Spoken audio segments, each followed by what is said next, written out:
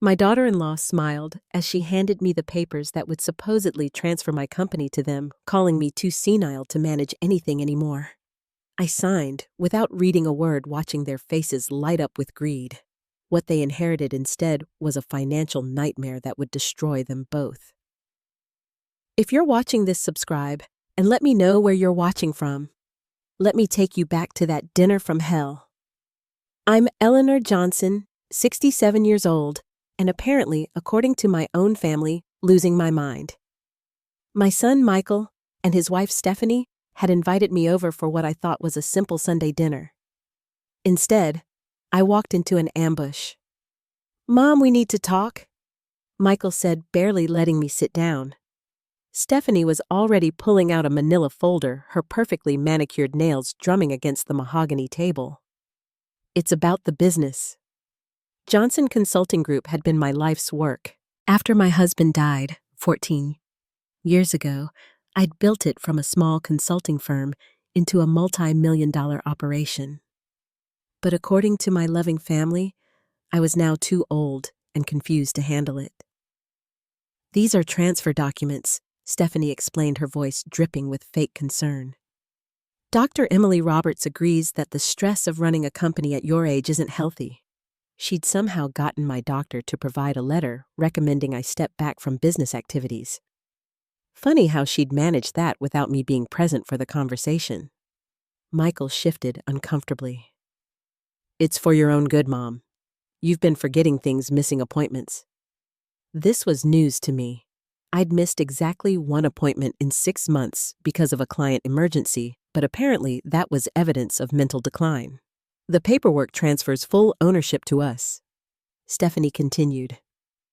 "We'll handle everything, so you can just relax and enjoy your retirement." The way she said, "enjoy your retirement," made it sound like a threat. I picked up the pen they'd placed in front of me, and if I don't sign, Stephanie's mask slipped for just a moment. Well, we'd hate to have to pursue a competency hearing. These things can get so messy, and the courts are always looking out for elderly people who might be taken advantage of. The irony wasn't lost on me. I was being threatened with a competency hearing by the very people trying to steal my company. Michael wouldn't meet my eyes. My own son, who I'd put through law school, who'd failed the bar exam twice before I paid for his third attempt, was sitting there, letting his wife threaten me. Of course, Stephanie added sweetly, "You'll still live in the house. We'd never kick you out. You just won't have to worry about all those complicated business decisions anymore." I signed every document they put in front of me. Stephanie actually clapped her hands together like a child on Christmas morning. Michael finally looked at me, probably expecting tears or protests. Instead, he found me smiling. "Congratulations," I said, standing up and smoothing my skirt. "You're now the proud owners of Johnson Consulting Group. I hope you're ready for everything that comes with it." Something in my tone made Stephanie's smile falter. "What do you mean?" "Oh, nothing important," I said, gathering my purse. "Just the usual business obligations. I'm sure you've done your research." I headed toward the door. "Thank you for dinner. And Stephanie, you might want to check your email in the morning. The IRS has some questions about the company's tax structure. Something about a $500,000 discrepancy." The color drained from both their faces as I walked out, leaving them with their precious paperwork and a company that was about to become their worst nightmare. "Mom, what the hell did you do?" Michael's voice crackled through my phone. I sipped my coffee slowly, watching the sunrise paint my garden in shades of gold. "Good morning to you too, dear. I assume you've been reading your emails. The IRS wants to audit everything back to 2019, and there's something about pending litigation from Anderson Solutions." His voice rose to a pitch I hadn't heard since he was 16 and crashed my car. "Oh yes, Anderson Solutions. Lovely people. They're suing for breach of contract. Something about a $3,000 project that went sideways." I paused for effect. "Of course, that's all documented in the files you inherited. I'm sure Stephanie will figure it out." The truth was, I'd been dealing with these problems for months. The IRS audit was legitimate. My accountant had made some aggressive deductions that needed clarification. The Anderson Solutions lawsuit was frivolous. They were trying to blame us for their own poor planning. But resolving both required expertise relationships and about 6 months of intensive legal work. "You can't just dump this on us," Michael sputtered. "We don't know how to handle this stuff." "That's odd," I replied calmly. "Yesterday you seemed so confident about taking over. Stephanie was particularly eloquent about how I was too senile to manage my own affairs. This is different, and you know it. Different indeed. When they'd wanted my company, they'd painted me as a confused old woman. Now that they had it suddenly, they needed my expertise. The contradiction would have been amusing if it wasn't my own son on the other end of the line." "I'm sure you'll figure it out," I said. "After all you did say yesterday that running a business was too complicated for someone my age, surely 2 sharp young professionals like yourselves can handle a few legal issues." Stephanie's voice came through the background, clearly frantic. Michael covered the phone, but I could still hear her. "Ask her what we're supposed to do. We can't afford lawyers for all this." That was the delicious irony. They'd stolen a profitable company, but they'd also inherited its problems, and solving those problems would cost far more than the company was currently worth. "Michael," I said gently, "you and Stephanie wanted this responsibility. You made it very clear that I was incompetent to handle my own affairs, so handle them. Mom, please, we need help." "You need help," I agreed. "But according to the documents I signed, I'm just a senile old woman with no business expertise. Why would you want help from someone like that?" I could hear Stephanie in the background again, her voice shrill. "Tell her we'll give the company back." I laughed softly. "Oh, that's not how this works. You see the transfer documents you had me sign, they're ironclad. Stephanie was very thorough about that. And according to those same documents, I've been declared mentally incompetent to make business decisions. So legally, I can't take the company back even if I wanted to." The silence on the other end was deafening. "But don't worry," I continued. "I'm sure everything will work out fine. After all, what's the worst that could happen when the IRS finds irregularities during an audit of a company whose new owners have no experience in tax law?" Michael made a choking sound. "I have to go," I said cheerfully. "I'm having lunch with my neighbor Helen Carter. She's been so worried about my mental state since you told everyone I was becoming senile. I should probably reassure her that I'm just fine." I hung up and immediately called my attorney. "David Parker, it's Eleanor. They took the bait. How long until the real fun begins?" The certified letter arrived on Tuesday, exactly 3 days after Michael and Stephanie had become the proud owners of my former company. I was deadheading roses in my garden when the postal worker knocked clipboard in hand. "Eleanor Johnson, need your signature for this one." I signed with dirty hands, leaving soil smudges on the receipt. The return address made me smile. Anderson Solutions Law Firm, right on schedule. Inside the house, I opened the letter, slowly savoring each word. Anderson Solutions was demanding immediate payment of $3,000 for breach of contract, plus interest in legal fees. The letter gave Johnson Consulting Group 30 days to respond or face immediate collection proceedings. My phone rang before I'd finished reading. "Mom." Michael's voice was barely controlled panic. "Did you know about this lawsuit?" "Which lawsuit, dear? You'll need to be more specific. There are several pending." I wasn't lying. I'd been managing multiple legal issues for months, but most were minor disputes that would settle quietly. This one was different. This one had teeth. Anderson Solutions. They say we owe them almost $3,000. "Oh, that." I walked to my kitchen window, still holding the letter. "Yes, that's been going on for about 8 months now. Nasty business. They're claiming we failed to deliver on a consulting contract. Did we?" The question hung in the air. This was the moment I'd been waiting for, when my son would finally understand that running a business involved more than just cashing checks. That's complicated, I said. We delivered exactly what the contract specified. But Anderson Solutions executives didn't like the results, so they're claiming the work was inadequate. It's a common tactic.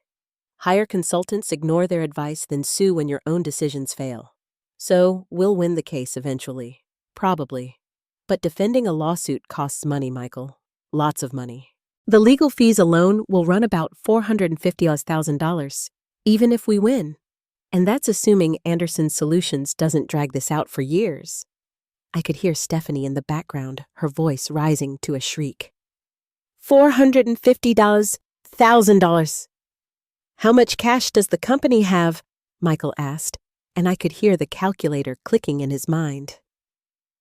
Well, that's another issue, I said carefully. The company's liquid assets are somewhat tied up right now.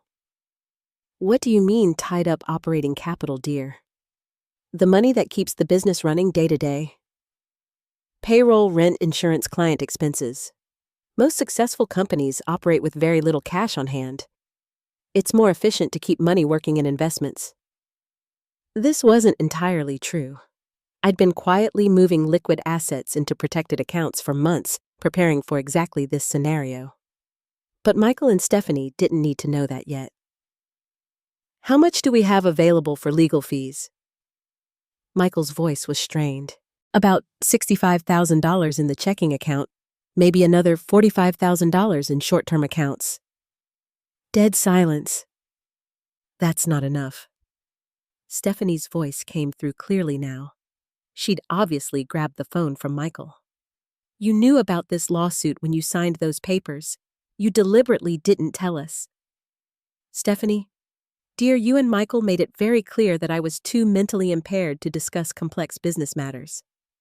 How could I possibly explain ongoing litigation to people who've already determined I was senile? This is fraud. We can sue you for fraud. I laughed softly. With what money, dear? You now own a company facing a $3,000 or $1,000 lawsuit with only $110,000 in available cash. I don't think you'll be hiring any lawyers anytime soon. The beautiful truth was finally sinking in. They'd been so focused on grabbing my profitable company that they'd never considered its liabilities. Like amateur fishermen who'd caught a shark, they were about to discover that some prizes come with very sharp teeth. Besides, I added the transfer documents you had me sign, included a clause stating that I disclosed all known liabilities. It's right there in paragraph 7, subsection C. I'm sure you read it carefully before having me sign. Of course, that paragraph listed dozens of potential liabilities in dense legal language. Anderson Solutions was mentioned by name along with the approximate dollar amount. Any competent lawyer would have caught it and demanded details. But Stephanie had been in such a hurry to steal my company that she'd skipped the due diligence entirely. We need help, Michael said finally. We can't handle this alone. I'm sure you'll figure something out, I replied. After all, yesterday you told everyone I was too senile to run my own company. Why would you want advice from someone like that? The second shoe dropped on Friday morning when Stephanie called sobbing so hard I could barely understand her. The bank froze our credit line, she managed between gasps. They want the Anderson Solutions lawsuit resolved before they'll extend any more funds. I sat down with my coffee and settled into my favorite chair. This was better than cable television. That's unfortunate, I said mildly. Though I suppose it makes sense from their perspective. Banks don't like lending money to companies facing major litigation. You knew this would happen, Stephanie accused. You set us up. I set you up. I laughed genuinely now. Stephanie, you threatened me with a competency hearing unless I signed papers transferring my company to you. I was apparently too senile to run my own business. Remember, how could someone that mentally impaired possibly set up anyone? The irony was perfect.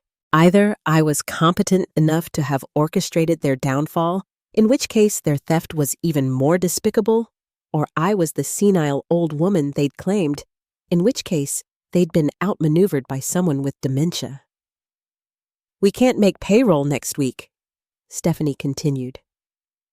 12 employees, Eleanor, 12 people will lose their jobs because of what you did. That stung a little. I'd built Johnson Consulting Group from nothing, and those employees had been loyal.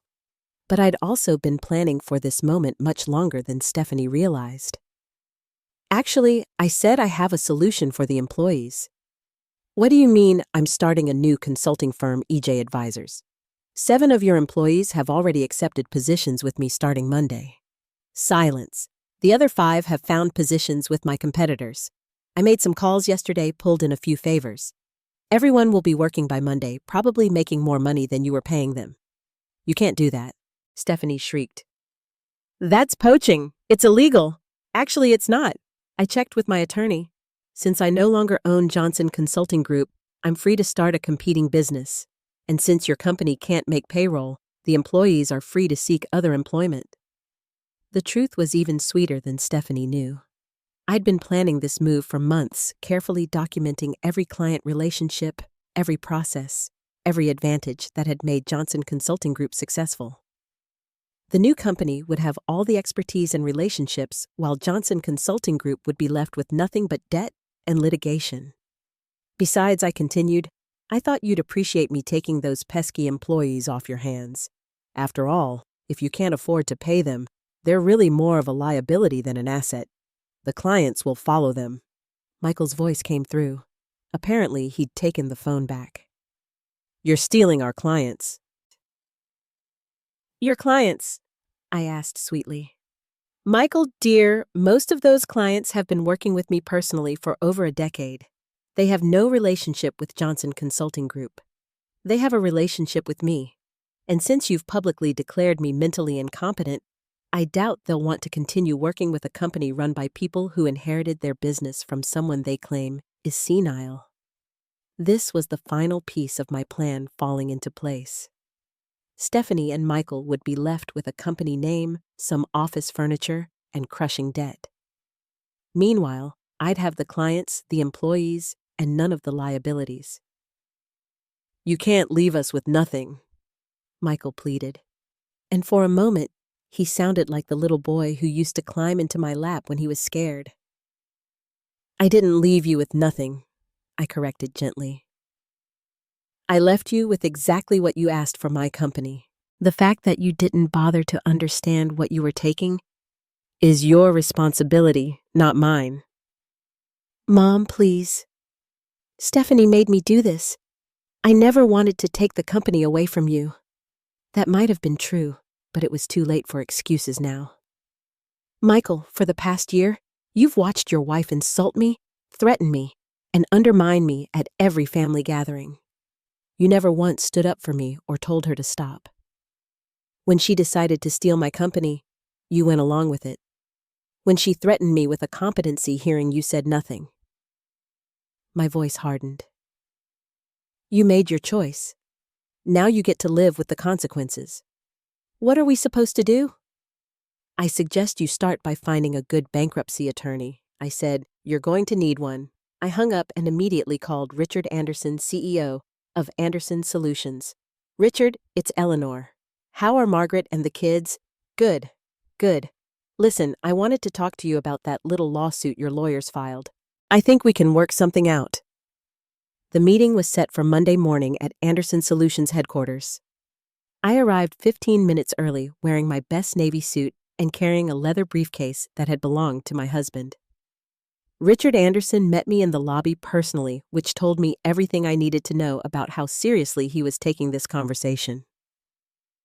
Eleanor, you look wonderful, he said, his smile genuine but cautious.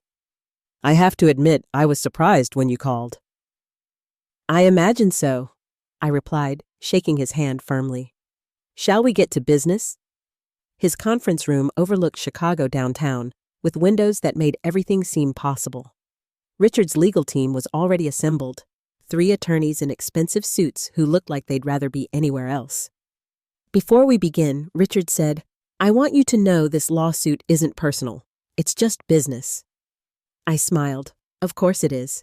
And so is my response. I opened my briefcase and pulled out a thick folder. I'd like to start by reviewing the original contract between Anderson Solutions and Johnson Consulting Group. One of the lawyers, a sharp-faced woman in her 40s, leaned forward. "Mrs. Johnson, our position is clear. Your company failed to deliver the consulting services specified in the contract." "That's interesting," I said, pulling out the first document, "because according to this email from your project manager dated 6 months ago, he specifically stated that our recommendations were exactly what Anderson Solutions needed to streamline operations." I slid the email across the table. Richard read it quickly, his expression darkening. "Furthermore," I continued, "this document shows that Anderson Solutions implemented exactly 0 of our recommendations. Not a single one. You paid for expert advice, ignored it completely, then blamed us when your own decisions led to project failure." The second lawyer, a young man who looked fresh out of law school, spoke up. "The contract required results, not just recommendations." "Actually, no." I pulled out the contract itself, highlighting specific sections. The contract required comprehensive analysis and strategic recommendations for operational improvement, which we delivered in writing on time with detailed implementation guidelines. I could see Richard's lawyers exchanging glances. They were realizing their case wasn't as strong as they'd thought. However, I continued, "I'm not here to relitigate the past. I'm here to offer a solution." Unseen Revenge Stories. BTCNGNGIGG said, "What kind of solution?" Richard asked. "You dropped the lawsuit against Johnson Consulting Group completely. In exchange, my new company EJ Advisors will provide Anderson Solutions with 6 months of free consulting to help implement the recommendations you ignored the first time." The sharp-faced lawyer opened her mouth to object, but Richard held up his hand. "That's generous," he said carefully. "But why would you help us after we sued you?" I smiled. "Because the lawsuit isn't really about money, is it, Richard Anderson? Solutions needs to show your board of directors that the failed project wasn't your fault. You need someone to blame." Richard's face confirmed my suspicion. "The problem is," I continued, "Johnson Consulting Group is now owned by my son and daughter-in-law who have no experience in consulting. If you win this lawsuit, you'll get a judgment against a company that will be bankrupt within 6 months.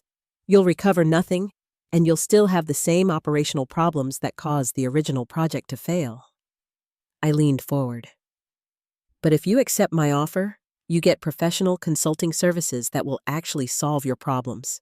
Your board will see results instead of lawsuits, and you'll be working with someone who has a track record of success instead of 2 amateurs who inherited a business they don't understand." The young lawyer tried again. "Mrs. Johnson, this sets a precedent." "The precedent," I interrupted, "is that Anderson Solutions is smart enough to choose solutions over revenge, that you care more about fixing problems than assigning blame." Richard was studying me carefully. "What happens to your son and daughter-in-law?" "That's not your concern," I said simply. "They made their bed when they decided to steal my company. Let them lie in it." The truth was, without the Anderson Solutions lawsuit, Johnson Consulting Group would still face bankruptcy within months. The company had no clients, no experienced employees, and mounting operational costs that Michael and Stephanie couldn't manage. But that wasn't Richard's problem to solve. "I need to discuss this with my team," Richard said. "Of course, but I should mention that this offer expires Friday. After that, you can continue with your lawsuit against a company that will be worthless by Christmas. Or you can work with a consultant who can actually help you succeed." I stood up and closed my briefcase. "Think about it, Richard. What's more valuable to Anderson Solutions, $3,500 you'll never collect, or 6 months of expert consulting that could save you 10 times that amount?" As I walked to the elevator, I could hear heated discussion erupting in the conference room behind me. By Friday, they'd realize I was offering them the better deal, and Michael and Stephanie would be left with exactly what they deserved: nothing. The call came. At 4:47 p.m. on Friday, just hours before my deadline to Richard Anderson would expire, I was in my new office, a bright corner suite with windows overlooking the river, watching my former employees arrange their desks in our new space. "Eleanor," It's Richard. We accept your offer. I smiled, making notes on my legal pad. Excellent. I'll have my attorney prepare the documentation. The lawsuit against Johnson Consulting Group will be withdrawn by Monday morning. And Eleanor, I owe you an apology. We should have listened to your recommendations the first time. Water under the bridge, Richard. I'm looking forward to working together again. After I hung up, I sat back in my chair and surveyed my kingdom. 7 experienced consultants already working on projects I'd brought from my previous contacts. A client roster that was growing daily as word spread that Eleanor Johnson was back in business. And most importantly, a company that was entirely mine-free from family drama and legal entanglements. My assistant knocked on the doorframe. Mrs. Johnson, your son is here. He's asking to see you. Michael stood in my doorway looking like he'd aged 5 years in the past week. His usually perfect hair was disheveled, his shirt wrinkled. Dark circles under his eyes told the story of sleepless nights. Hello, Michael, I said calmly. Please sit down. He collapsed into the chair across from my desk. Mom, we need to talk. Anderson Solutions dropped the lawsuit, he said. But they're working with your new company instead. Yes, I know. I negotiated that deal myself. Michael stared at me. You planned all of this, didn't you? From the beginning, I considered lying, maintaining the fiction that I was just a confused old woman who'd stumbled into success. But Michael deserved the truth, even if it destroyed him. Yes, I said simply. I planned every detail. How long? About a year since Stephanie first suggested I was getting too old to run my own company. Michael put his head in his hands. We lost everything. The company's bankrupt. We can't make rent on the office. Stephanie's talking about divorce. I felt a flicker of sympathy for the little boy who used to bring me drawings from school. But that little boy had grown into a man who'd helped his wife steal from his own mother. Michael, for 12 months, you and Stephanie treated me like I was losing my mind. You questioned my decisions, undermined my authority, and made me feel like a burden. When I asked for your support, you gave me lectures about accepting help. When I needed you to stand up for me, you stood by and watched your wife tear me down. My voice remained steady, professional. Did you really think there would be no consequences? I never wanted to take the company from you? He said quietly. Stephanie convinced me it was for your own good. And what do you think? Now? Michael looked around my new office, taking in the busy workplace I'd created in less than a week. I think you're the smartest person I know, and I'm the biggest fool who ever lived. That admission should have felt like victory. Instead, it just made me tired. The company transfers are legal and binding, I said. Johnson Consulting Group belongs to you and Stephanie. What you do with it is your decision. There's nothing left to do. We're filing for bankruptcy next week. I opened my desk drawer and pulled out an envelope. Actually, there is one option. Michael looked up hopefully. My new company needs someone to handle our legal compliance and contract negotiations. It's not glamorous work, and it pays about half what you were making before, but it's honest work for an honest wage. I slid the envelope across my desk. That's a job offer, Michael, not a gift, not charity. You'd be an employee, nothing more. You'd report to my operations manager, follow company policies, and earn your position every single day. Michael opened the envelope with shaking hands. What about Stephanie? What about her? Would there be a position for her too? I studied my son's face. After everything that had happened, he was still trying to protect the woman who'd orchestrated his downfall. Stephanie made her choices, I said. She decided I was senile and incompetent. She threatened me with a competency hearing. She stole my company and tried to humiliate me in the process. I paused. People like that don't work for me. Michael nodded slowly. I understand. Do you? Because accepting this job means admitting that your mother wasn't senile after all. It means acknowledging that you were wrong and that your wife manipulated you into betraying your own family. I know, and it means that if you ever again let anyone treat me the way Stephanie did, you'll be out on the street permanently. No second chances, no family forgiveness, nothing. Michael met my eyes for the first time since he'd entered my office. I understand, Mom, and I'm sorry. I'm so sorry. I looked at my son, really looked at him, and saw something I hadn't seen in years. Humility, regret, and maybe, just maybe, a glimmer of the boy who used to think his mother could fix anything. Think about the offer over the weekend, I said. Let me know Monday morning. As Michael left my office, I turned back to my window overlooking the river. In the reflection, I saw a woman who looked exactly like the Eleanor Johnson who'd signed those transfer papers a week ago.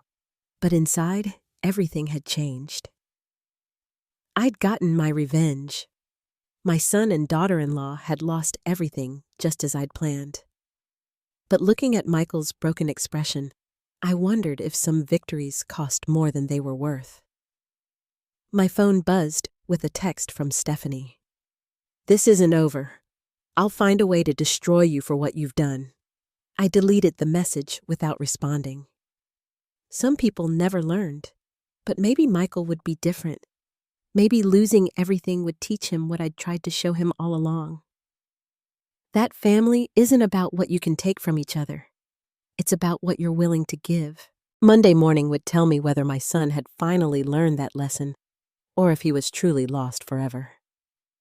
Michael accepted the job offer, but Stephanie's revenge was just beginning. On Tuesday morning, I arrived at my office to find 2 police officers waiting in the lobby with handcuffs. Eleanor Johnson, you're under arrest for elder abuse and financial fraud. I remained calm as they read me my rights, though inside I was calculating furiously. Stephanie had moved faster than I'd anticipated, and apparently she'd found someone willing to listen to her version of events. My attorney is David Parker, I told the officers. I'd like to call him immediately. At the police station, I learned the scope of Stephanie's accusations. According to her sworn statement, I had manipulated my own son into stealing my company, then used my knowledge of the business to sabotage his efforts. She claimed I was suffering from early-stage dementia that made me paranoid and vindictive. The most damaging allegation was that I'd hidden assets from the company transfer, effectively defrauding Michael and Stephanie of money that rightfully belonged to them. David Parker arrived within an hour, his expression grim. Eleanor, this is serious. Stephanie has bank records showing large transfers from Johnson Consulting Group accounts to your personal accounts over the past 6 months. Those transfers were perfectly legal. I said I was the sole owner of the company. I had every right to manage its assets as I saw fit. The problem is timing, David Parker explained. If the prosecution can prove you knew Michael and Stephanie intended to take over the company and you deliberately moved assets to prevent them from accessing the money that could constitute fraud. I almost laughed at the irony. Stephanie was accusing me of the very crime she'd been planning to commit, stealing money that didn't belong to her. What kind of evidence do they have? Email records showing you discussing business plans with your accountant 3 days before the transfer? Phone records showing calls to your bank? And Michael is on record saying you seemed unusually cooperative about signing the papers. Michael had provided evidence against me. My own son, who I just offered a job to rebuild his life, had helped his wife try to destroy mine. Where's Michael now? I asked. That's another problem, David Parker said carefully. He and Stephanie have disappeared. They cleared out their apartment yesterday and haven't been seen since. The picture was becoming clearer. Stephanie had filed criminal charges against me, then fled before anyone could question her story too closely. It was actually quite clever disappearing. She'd made it impossible for me to confront her lies while ensuring the legal process would move forward without her presence. What happens next? Arraignment tomorrow morning. They'll set bail assuming the judge grants it. After that, we prepare for trial. That night, sitting in a holding cell that smelled of disinfectant and desperation, I had time to think. Stephanie had outmaneuvered me at least temporarily, but she'd also made a critical mistake. She'd assumed I was playing by the rules. I wasn't. The next morning, Judge Linda Harris presided over my arraignment.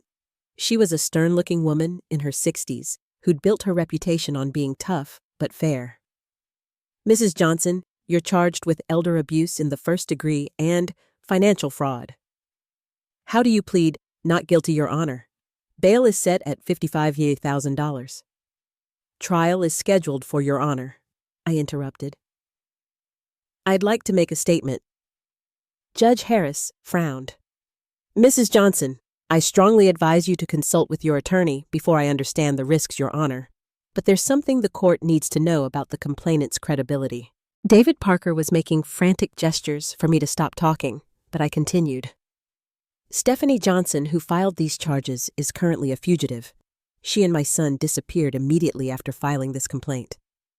I believe they're attempting to flee the country with money they embezzled from Johnson Consulting Group. The prosecutor, a young woman who'd been looking confident, suddenly appeared worried. Furthermore, I continued, I have evidence that Stephanie Johnson has been planning this fraud for over a year, and that the company transfer she claims was legitimate was actually accomplished through threats and coercion. Judge Harris looked intrigued despite herself. What kind of evidence, Mrs. Johnson? I smiled. Audio recordings, Your Honor, of every conversation I had with my son and daughter-in-law over the past 6 months. The courtroom erupted in murmurs. The prosecutor was now looking actively panicked. I've been recording our family interaction since Stephanie first suggested I was becoming senile. I continued, including the dinner, where she threatened me with a competency hearing unless I signed the transfer documents. David Parker had stopped trying to shut me up and was now smiling himself. Your Honor, I said I'd like to request that all charges be dropped and that a warrant be issued for the arrest of Stephanie and Michael Johnson for fraud, extortion, and filing false police reports. The audio recordings changed everything. Within hours of my arraignment, detectives were listening to Stephanie's voice threatening me with a competency hearing unless I signed the transfer papers. They heard Michael agreeing to the plan despite clearly knowing it was wrong. Most damaging was the conversation from the week before the dinner when Stephanie and Michael discussed their strategy for taking my company. We need to make her seem confused and incompetent. Stephanie's voice was crystal clear on the recording. Get her doctor to write a letter about cognitive decline. Make her feel like she's a burden. What if she refuses to sign? Michael asked. Then we file for guardianship. Once I'm her legal guardian, I can do whatever I want with her assets. The recordings proved that everything I'd told the police was true, and everything Stephanie had claimed was a lie. By Thursday afternoon, warrants had been issued for both Michael and Stephanie's arrest. But they'd had a 3-day head start, and tracking them down wouldn't be easy. The good news, Detective Morrison told me, is that we froze all their bank accounts before they could access much money. The bad news is they're probably already out of the country. I wasn't so sure about that. Stephanie was smart, but she was also arrogant. She wouldn't have fled without trying to salvage something from her failed plan. Detective, have you checked their storage unit? Morrison looked puzzled. What storage unit? Stephanie rented a storage unit 6 months ago. She told Michael it was for seasonal decorations, but I think she was preparing for this eventuality. Within 2 hours, police had located the unit. Inside, they found boxes of documents that had been stolen from Johnson Consulting Group, including client files, financial records, and contracts. They also found 3 suitcases full of cash, approximately $40,000 that had been embezzled from the company accounts. But Stephanie and Michael weren't there. That evening, my phone rang. The caller ID showed Michael's number. Hello, son. Mom. His voice was strained, exhausted. We saw the news. Stephanie says we need to keep running. Where are you? I can't tell you that, but Mom, I want you to know. I never wanted it to go this far. Stephanie said we'd just take the company and run it better than you could. She said you'd be happier not having to worry about business anymore. I closed my eyes. Even now, after everything that had happened, Michael was still making excuses for his wife. Michael, you have two choices. You can keep running with Stephanie and spend the rest of your life as a fugitive, or you can come home and face the consequences of what you've done. Stephanie will never agree to come back. I'm not talking about Stephanie. I'm talking about you. A long pause. In the background, I could hear Stephanie's voice sharp and angry, though I couldn't make out the words. She's saying we should disappear completely. New identities, new life somewhere far away from here. And what do you want to do? Another pause. Longer this time. I want to come home, Mom. I want to fix this somehow. Then do it. I can't leave Stephanie. She's my wife. Stephanie destroyed your life, Michael. She manipulated you into betraying your own mother. Convinced you to commit multiple felonies, and now she's asking you to abandon everything you've ever known to live as a criminal. I could hear their argument escalating in the background. She's all I have left, Michael said quietly. No, I replied. You have me. You'll always have me if you're willing to come home and make this right. The line went dead. Friday morning, Detective Morrison called with an update. We traced their credit cards to a hotel in Montreal. Canadian authorities are coordinating with us, but by the time officers arrived, they were gone again. Any idea where they're headed? Stephanie has a cousin in Switzerland. We're working with Interpol, but honestly, if they make it to Europe, it'll be much harder to bring them back. I hung up and stared out my office window. Somewhere out there, my son was running from the police with a woman who destroyed everything he'd ever cared about. Part of me wondered if I should have handled things differently, found a way to separate Michael from Stephanie's influence without destroying his life completely. But then I remembered the recordings. Michael's voice agreeing to steal my company. His willingness to have me declared incompetent. His complete failure to protect me from Stephanie's abuse. Some lessons could only be learned the hard way. The breakthrough came from an unexpected source. On Saturday morning, my doorbell rang at 7:00 a.m. I opened it to find a young woman in her 20s with Stephanie's blonde hair and sharp features. Mrs. Johnson, I'm Jessica Mills, Stephanie's sister. I think we need to talk over coffee in my kitchen. Jessica told me a story that made everything click into place. Stephanie had been planning this for 2 years, she said. Ever since Michael first mentioned how successful your company was, she's always been jealous of people who have more than she does. Why are you telling me this? Jessica looked uncomfortable. Because she called me yesterday asking for money. She wanted me to wire $10,000 to an account in Switzerland. When I refused, she threatened to ruin my credit rating. That sounded like Stephanie. Even on the run, she was trying to manipulate and threaten people. She also said something that worried me. She's planning to come back to the U.S., but not to turn herself in. She wants to kill you. The words hit me like ice water. She said that specifically. Her exact words were, "That old ruined everything. I'm going to make her pay permanently." I called Detective Morrison immediately. Within an hour, FBI agents were at my house setting up surveillance equipment and discussing protection protocols. We're treating this as a credible threat, Agent Susan Torres explained. Stephanie Johnson has already shown she's willing to commit multiple felonies. Threatening violence against a witness is a logical escalation. How long will this take? Depends on how smart she is. If she really tries to come back here, we'll catch her. If she stays in Europe, it could take months or years to extradite her. I spent the weekend in a safe house, a bland apartment that felt like a prison. But Monday morning brought news that changed everything. Michael had turned himself in. I rushed to the police station where I found my son sitting in an interview room looking like he'd aged 10 years. He was alone. Stephanie was nowhere to be seen. Where is she? Detective Morrison asked. Gone, Michael said simply. She left me in Montreal, took what money we had left, and disappeared. Did she say where she was going? Michael shook his head. She said I was weak and pathetic, that I'd just slow her down. She was probably right. Looking at my son, hollow-eyed, defeated, abandoned by the woman he'd sacrificed everything for, I felt something I hadn't expected. Pity.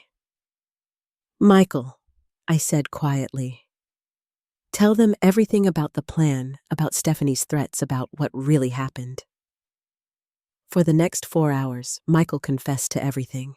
He provided details about Stephanie's scheme that even I hadn't known. She'd been researching elder abuse laws for months, looking for ways to have me declared incompetent. She'd been cultivating relationships with my doctor and my accountant, trying to find people who would support her claims about my mental state. Most shocking was her backup plan. If the competency hearing didn't work, she intended to have me committed to a psychiatric facility against my will. She had papers drawn up. Michael said, his voice breaking. False medical reports, fake psychiatric evaluations. She was going to have me sign an affidavit saying you'd become violent and delusional. The scope of Stephanie's plan was breathtaking in its cruelty. She hadn't just wanted my money, she'd wanted to destroy my life completely. Why are you telling us this now? Agent Torres asked. Michael looked at me through the one-way glass. Because my mother was right. Stephanie didn't love me.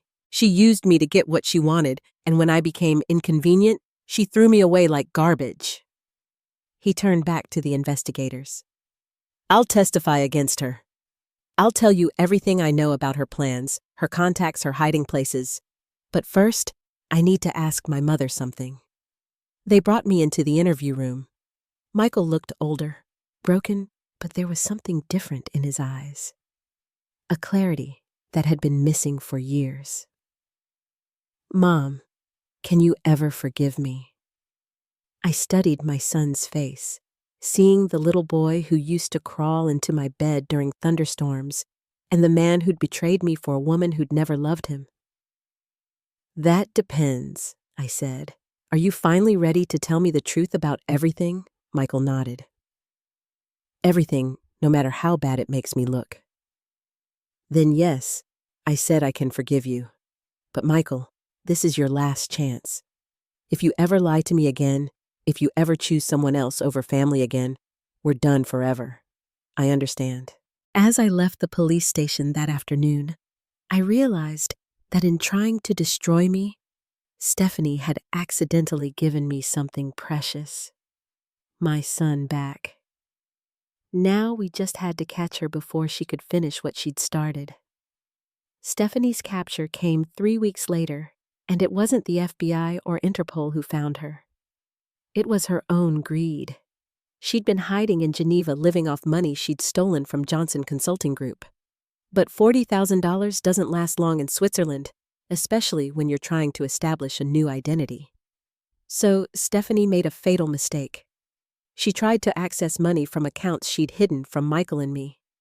The FBI had been monitoring all financial activity connected to her Social Security number, and the moment she logged into a bank account in the Cayman Islands, they had her location. Swiss authorities arrested her at an internet cafe trying to transfer money to a new account she'd opened under a false name. She'll be extradited within the month, Agent Torres told me. And thanks to your son's testimony, we have enough evidence to convict her on multiple federal charges. Michael had kept his word. Over the past 3 weeks, he'd provided investigators with a complete picture of Stephanie's criminal enterprise. She'd been embezzling money from Johnson Consulting Group for over a year, creating false invoices and diverting client payments to accounts only she controlled. She'd also been systematically destroying evidence of my competence, deleting emails that showed my clear thinking, and replacing them with confused-sounding messages she'd written herself. The irony, Detective Morrison said, is that she spent so much time trying to make you look senile that she created a detailed record of her own criminal planning. The trial was scheduled for September. Michael would testify for the prosecution in exchange for a reduced sentence, 5 years probation, instead of 10 years in prison. It wasn't perfect justice, but it was fair considering his cooperation. "What will you do now?" I asked him as we sat in my office overlooking the river where I'd built my new life. "I'd like to keep working here if you'll have me," he said. "I know I don't deserve another chance, but this job working for you again, it's helped me remember who I used to be before Stephanie came along." Michael had indeed proven himself over the past month. He worked harder than anyone in the office, stayed late without being asked, and never complained about the routine legal work I'd assigned him. More importantly, he'd started standing up for himself in small ways that suggested he was rebuilding his backbone. "You can stay," I said. "But I want you to understand something. I'm not your mother when we're in this office. I'm your boss. You'll earn your position every single day, and you'll never receive special treatment because you're my son. I understand. And Michael, you'll go to therapy, real therapy, with a professional who specializes in emotional manipulation and psychological abuse. Stephanie didn't just steal our money, she stole your ability to think for yourself. If you're going to rebuild your life, you need to understand how that happened." Michael nodded. "I've already started. Dr. Rebecca Chen. She's helping me understand how Stephanie isolated me from everyone who cared about me." That was encouraging. For the first time in years, Michael was taking responsibility for his own healing, instead of waiting for someone else to fix his problems. My phone buzzed with a text from Agent Torres. Stephanie waived extradition. She'll be back in the U.S. tomorrow for arraignment. I showed the message to Michael. His face went pale. "Are you afraid of her?" I asked. "Terrified," he admitted. "Even in handcuffs. Even facing 20 years in prison, she's still the most manipulative person I've ever met. She'll try to blame everything on me, make herself look like a victim." "Let her try," I said. "We have recordings, financial records, and your testimony. The truth has a way of surviving lies." But privately, I shared Michael's concern. Stephanie was indeed manipulative, and she'd had weeks in a Swiss jail cell to plan her defense strategy. The real test would come when she stood in front of a jury and tried to convince them that she was just a loving wife trying to help her confused mother-in-law. I'd built my case carefully, but Stephanie had always been good at making people believe her version of events. This time, though, I had something she didn't, the complete truth, documented in her own voice. And sometimes, that's enough. The trial lasted 6 days, and every moment was a masterclass in how truth ultimately defeats deception, no matter how skillfully the lies are told. Stephanie's defense attorney painted her as a devoted daughter-in-law who'd been concerned about my mental deterioration. He claimed she'd only tried to help me by taking over business responsibilities I could no longer handle. "My client acted out of love and concern," he told the jury. "Eleanor Johnson has admitted to recording private family conversations without consent. She's admitted to deliberately hiding business assets from her own son. She's admitted to planning an elaborate scheme to punish her family for trying to help her. It was a clever strategy. Turn my successful defense into evidence of manipulation and vindictiveness." But then the prosecution played the recordings. 12 jurors listened to Stephanie's voice threatening me with a competency hearing unless I signed papers transferring my company. They heard her discussing plans to have me committed to a psychiatric facility. They heard her calling me that old and planning to destroy her completely. Most damaging was a recording from 2 months before the dinner. Stephanie and Michael discussing how much money they'd be able to steal once they controlled my assets. "Once we get guardianship," Stephanie's voice was crystal clear, "we can liquidate everything and move somewhere warm. The old bat will be stuck in a nursing home while we live like kings." The jury's faces during that recording told me everything I needed to know. Whatever sympathy they might have felt for a concerned daughter-in-law evaporated when they heard her true feelings about me. Michael testified on the 4th day. Stephanie stared at him with pure hatred as he described her manipulation, her threats, her gradual isolation of him from family and friends. "She convinced me that my mother was becoming paranoid and vindictive," he said. She made me believe that taking the company was an act of kindness, not theft. Stephanie's attorney tried to paint Michael as a disloyal son, trying to save himself by blaming his wife. But Michael had documentation, emails, text messages, bank records that corroborated every detail of his testimony. On the fifth day, Stephanie took the stand in her own defense. She was magnificent, I had to admit, poised, articulate, seemingly genuine in her concern for my welfare. She explained away each piece of evidence with reasonable-sounding explanations. The recordings Eleanor was becoming paranoid and suspicious. We had to discuss strategies for helping her without triggering her anxiety. The hidden assets. We discovered she'd been moving money erratically, which confirmed our concerns about her mental state. The threats taken out of context by a woman who was already plotting against us. For 2 hours, Stephanie spun a web of lies so convincing that I began to worry the jury might believe her. But then, the prosecutor began cross-examination. Ms. Johnson, you testified that you were concerned about Eleanor's mental state. Did you ever suggest she see a doctor for evaluation? Yes, we discussed it many times, but you never actually arranged for her to see a specialist, did you? She refused to go. Yet you were planning to have her declared incompetent without a proper medical evaluation. Stephanie hesitated. We felt we had enough evidence. Evidence? You mean the recordings you made secretly while manipulating her into appearing confused? That's not Ms. Johnson. You testified that you were trying to help Mrs. Johnson. Can you explain why your plan included liquidating her assets and moving to another state? Stephanie's composure finally cracked. We needed to protect the money from her erratic decisions by spending it on yourselves. We were her family. We deserved. What did you deserve, Miss Johnson? The word deserved hung in the air like a confession. In that moment, Stephanie revealed her true motivation, not love or concern, but entitlement. The jury deliberated for less than 3 hours, guilty on all charges: fraud, elder abuse, embezzlement, filing false police reports, and conspiracy. The judge sentenced Stephanie to 15 years in federal prison with no possibility of parole for 7 years. As the bailiff led her away in handcuffs, Stephanie turned to look at me one last time. Her mask had finally slipped, completely revealing the cold calculation underneath. "This isn't over," she mouthed silently. I smiled and mouthed back, "Yes, it is." Walking out of the courthouse with Michael beside me, I felt something I hadn't experienced in 2 years. Complete peace. "What happens now?" Michael asked. "Now you finish your probation, keep going to therapy, and prove that you've learned from this experience," I said. "And I get back to building the life Stephanie tried to steal from me." 6 months later, EM Advisors had grown to 15 employees and had contracts with major corporations across 3 states. Michael had been promoted to senior legal counsel, a position he'd earned through hard work and dedication.